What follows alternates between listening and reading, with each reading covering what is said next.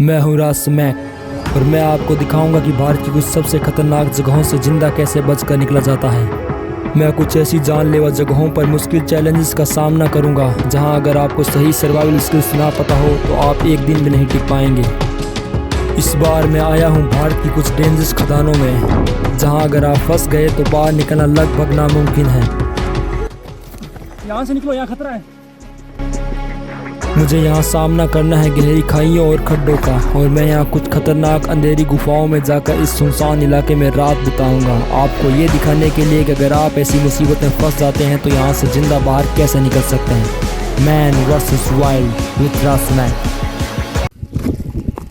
वाकई में देखिए कितना बेरहम इलाका है। ये एक बहुत ही सुनसान और बियाबान इलाका है। ये हैं ग्रेवल की खदानें जो लगभग 150 साल से भी ज़्यादा पुरानी हैं। मैं इस खदान की तलहटी से जाऊँगा इसके अंदर के वातावरण को महसूस करने के लिए। मेरा मकसद है आपको ये दिखाना कि आप इस खदानों को पार करके किसी बस्ती या किसी सड़क तक कैसे पहुँच सकते हैं। लेकिन सबसे पहले मुझे ये देखना होगा कि नीचे उतरना कहाँ सही रहेगा। ज़मीन तल से इस खदान की गहराई लगभग 300 फीट तक हो सकती है, और इतनी गहराई में सर्वाइव करना इतना आसान नहीं होता क्योंकि बाहर के मुकाबले खदान के अंदर का टेम्परेचर बहुत ज़्यादा होता है। ये जगह सही लग रही मुझे नीचे उतरने के लिए, क्योंकि यहाँ पकड़ने के लिए ग्रिप है और पैरों को फंसाने के लिए भी। ऐसी जगहों को ग्रिप लॉक कहते हैं। तो ठीक है, कोशिश करता हूँ। अगर सही रास्ते से खदान में नीचे उतरे तो तलहटी तक पहुंचने में करीब 2 घंटे लग सकते हैं, लेकिन अगर कोई शॉर्टकट रास्ता मिल जाए और सही तकनीक का इस्तेमाल किया जाए तो आप करीब 15-20 मिनट में तलहटी तक पहुंच सकते हैं। मैं अभी एक ऐसी तकनीक का इस्तेमाल कर रहा हूं जिसे स्क्री रनिंग कहते हैं। इस तकनीक में जितना हो सके अपने शरीर को फुर्तीला रखें और पत्थरों के टुकड़ों पर स्लाइड करते हुए नीचे उतरने की कोशिश करें। सारी मिट्टी मुंह में घुस गई। यहाँ तो हवा का नामो निशान नहीं है। मुझे नहीं लगता यहाँ पे कोई जीव रहते होंगे। चलो आगे बढ़ते हैं। दिन के वक्त इस खदान के अंदर का टेम्परेचर करीब 50 डिग्री के आसपास चला जाता है, और ऐसे में पानी सबसे बड़ी प्राथमिकता है। एक इंसान को एवरेज हर रोज़ 5000 ml पानी चाहिए। मेरे पास सिर्फ 1500 ml पानी है और मुझे इस जगह से बाहर निकलने में 2 दिन से भी ज़्यादा का समय लग सकता है। इन खदानों से हर रोज़ कई मैट्रिक टन बजरी निकाली जाती थी, लेकिन पूरी तरीके से अवैध खनन था। तो सरकार को इसके बारे में पता चला तो इन खदानों को पूरी तरीके से बंद कर दिया गया। लेकिन आज भी बजरी माफिया कई बार ऐसी खदानों से चोर छुप के गाड़ियों भरकर बजरी ले जाते हैं। लेकिन मैं आपको दिखाना चाहता हूँ कि अगर आप ऐसी जगहों में फंस जाते हैं तो बिना खाना और पानी के ऐसी जगहों को बाहर कैसे निकल सकते हैं। इस इलाके में कई किलोमीटर में फैली हुई ऐसी बहुत सारी बजरी की खदानें हैं जो कि आपको पूरी तरीके से निगलने के लिए तैयार हैं। यहाँ पर जिंदा रहना कोई आम बात नहीं। अभी दोपहर के 3 बज रहे हैं। सूरज खदान के ऊपर है और खदान एक गर्म भट्टी की तरह बन चुकी है। गर्मी बहुत तेज़ है, शरीर से पसीना बहुत ज़्यादा निकलता है। अगर इस तरह गर्मी में रहा तो बहुत जल्दी हीट स्ट्रोक हो जाऊँगा। जल्दी से कोई छांव ढूंढनी होगी। जब आपका शरीर अधिक तापमान को कंट्रोल नहीं कर पाता है तो आपके शरीर का तापमान बहुत तेज़ी से बढ़ता है और आपके शरीर का स्वेटिंग मैकेनिज्म यानी पसीना तंत्र पूरी तरीके से फेल हो जाता है और आप हीट स्ट्रोक के शिकार हो जाते हैं।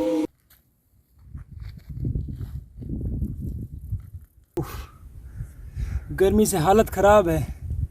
खदान में चारों तरफ मिट्टी की उमस है, मानो मेरे चारों तरफ किसी ने आग जला रखी हो।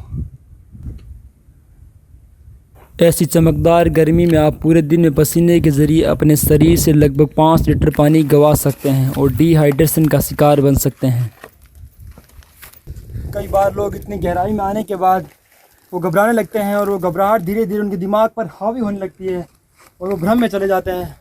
उन्हें लगता रहता है कि अब वो इस जगह से बाहर नहीं निकल पाएंगे, लेकिन ये बिल्कुल गलत है। आपको आगे बढ़ता रहना चाहिए, तभी आप इस जगहों को पार कर सकते हैं।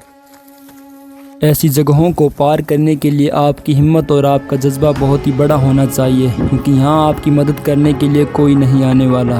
यहाँ सब कुछ आपके हाथ में है। एक बार इस जगह को देखिए, किसी भूल भुलैया की तरह है। यहाँ तो कोई भी इंसान आसानी से भटक जाएगा। ये सारे बड़े बड़े पत्थर ऊपर से गिर के आए हैं।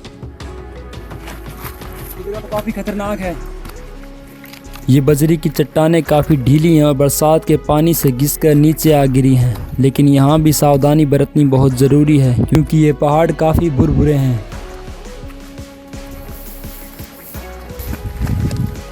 जरा इन चट्टानों को देखिए, आपस में टकरा चुकी है और जाने के लिए रास्ता भी है।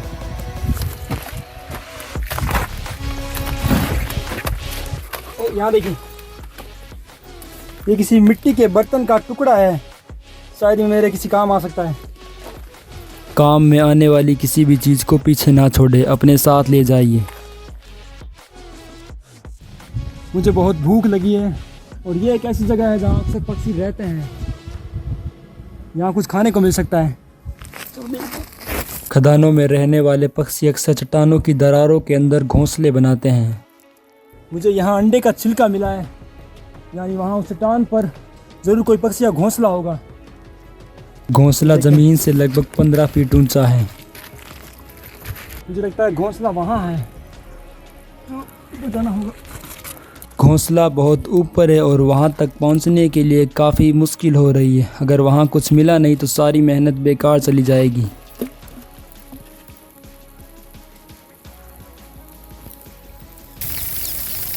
ओ, मिल गए। मुझे 2 अंडे मिले हैं। ये अंडे बहुत बड़े हैं, ये शायद किसी रेवन पक्षी के अंडे हों, लेकिन कुछ भी हो मैं इन्हें खाने वाला हूँ। एक तो यहीं खा लेता हूँ, दूसरा बाद में खाऊंगा।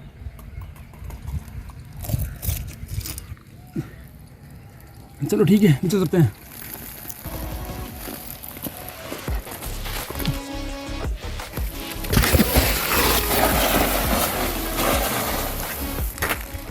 वहाँ ऊपर से अंडों को लाना जान का जोखिम था, लेकिन कुछ नहीं, कुछ खाने का तो मिला।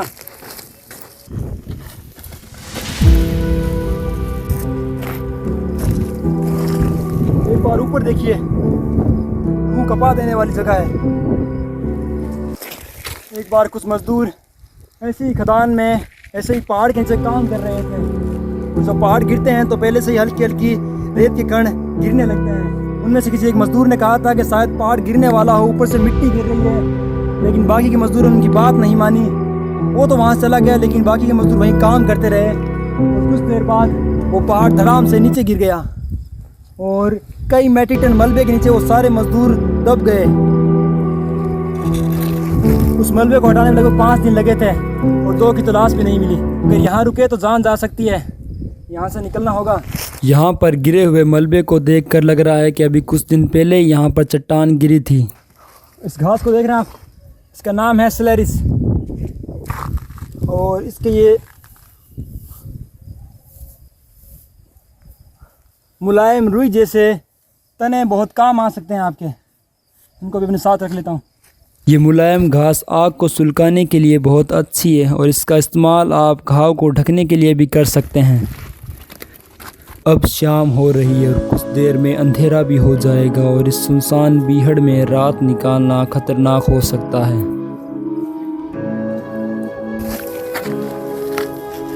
इन गुफाओं को देख रहे हैं आप, इन गुफाओं को अक्सर खदानों में काम करने वाले वर्कर बनाते थे। वो कई बार तो करीब 100 फीट की गहराई तक चले जाते थे एक अच्छी बजरी को निकालने के लिए। और अब मैं इसके अंदर जाने वाला हूँ, ये देखने के लिए कितनी गहरी है। ठीक है, तुम ज़रा पीछे रहना और कैमरे की लाइट ऑन कर लो। ऐसी सुनसान बंद पड़ी गुफाओं में एकदम से नहीं जाना चाहिए क्योंकि कोई जानवर आपके ऊपर हमला कर सकता है, पर मैं जोखिम उठा रहा हूँ, यहाँ कुछ भी हो सकता है। एक बार लाइट मुझे दो। सामने एक चट्टान आ चुकी है, शायद ये गुफा इतनी गहरी नहीं है, ये करीब 10 फुट या फिर 15 फुट गहरी है और अंदर से चमगादड़ के मल की बदबू आ रही है। चलो इसे बाहर निकलते हैं। ये गुफा इतनी गहरी नहीं है, लेकिन ये रात बिताने के लिए एक सही शेल्टर बन सकती है। चलो रात में यहीं रुकता हूँ, पानी की बोतल यहाँ रखता हूँ और आग जलाने के सूखी लकड़ी इकट्ठा कर लेता हूँ।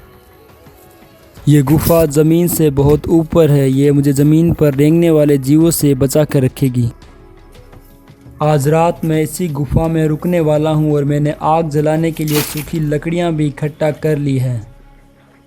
अब शायद कुछ देर में अंधेरा हो जाएगा पूरा।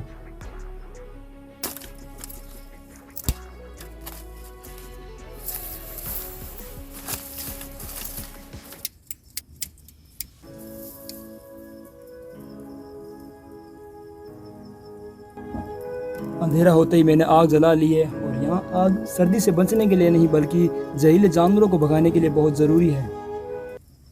और अब मैं इस आग पर उस टूटे हुए मिट्टी के बर्तन को रखने वाला हूँ इस तरह। ये काफ़ी अभी कुछ देर बाद ये गर्म हो जाएगा और इसके ऊपर मैं वो दूसरा अंडा पका लूँगा। एक अंडे से मेरा पेट तो नहीं भरेगा, लेकिन कुछ ना होने से ये बहुत ज़्यादा है। मुझे इससे खा के थोड़ा प्रोटीन मिलेगा और मेरे शरीर में ताकत आएगी और मैं ये लंबी रात निकाल सकूँगा। इससे स्वाद अंडा मैंने अपनी पूरी ज़िंदगी में कभी नहीं खाया।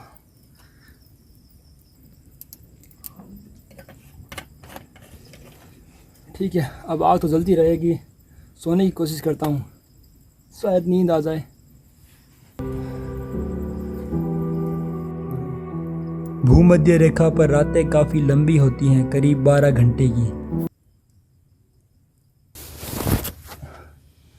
मैंने कई खतरनाक जगहों पर अकेले रातें निकाली हैं, लेकिन ये जगह काफ़ी अलग है। मैं यहाँ खुद को एक अजीब महसूस कर रहा हूँ और मैंने अपनी पूरी ज़िंदगी में कई बार मौत को बहुत ही करीब से देखा है, लेकिन फिर भी मैं हर बार ऐसा जोखिम उठाने के लिए तैयार रहता हूँ।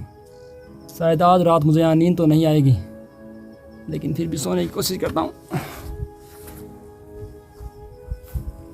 ओह, ये किसकी आवाज़ है?